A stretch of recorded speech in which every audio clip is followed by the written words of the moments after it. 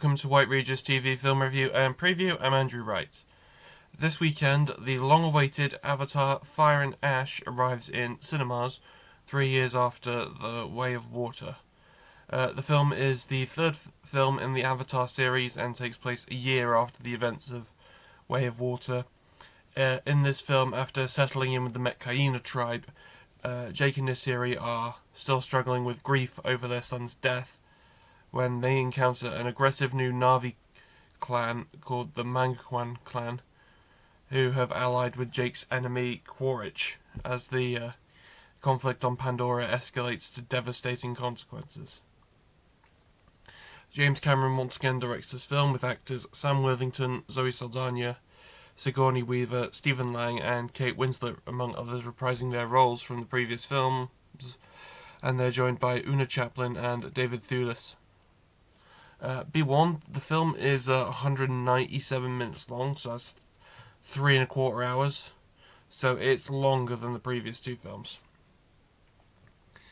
There's been a lot of downturn in critical. This is the worst critically response to the Avatar films. Films with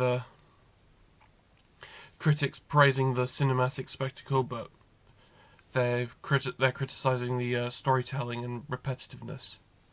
Avatar Fire and Ash is in cinemas now.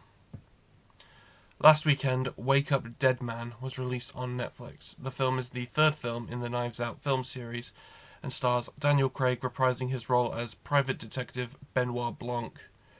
And he's joined in this film by another ensemble cast including Josh Brolin, Josh O'Connor, Glenn Close, Jeremy Renner, among others. In this installment, Benoit Blanc heads to a rural community when the priest of the community dies in an enclosed space and the assistant priest is the prime suspect. So the film had received over 90% positive reviews from critics, but I'm less kind. I thought that whilst Daniel Craig was great in this film, but other than that, the film is too ambitious, too theatrical, and ultimately a waste of talent and ideas. I gave the film 2.5 stars out of 5.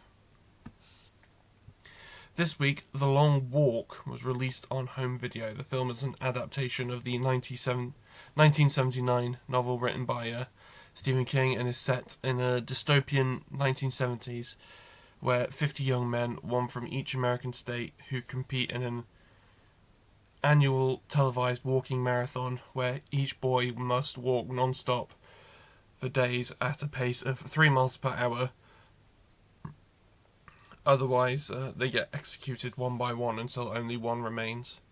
The film stars Cooper Hoffman, David Johnson, Judy Greer and Mark Hamill. So I watched the film for the first time this week, and I thought that the film was unflinchingly brutal, but at its core it was a tale of the friendship that develops between these young men. I gave the film 4 stars out of 5. That's all I have for this week, but be sure to check back next week where I will be talking about Marty Supreme and Anaconda. Have a Merry Christmas. See you next time.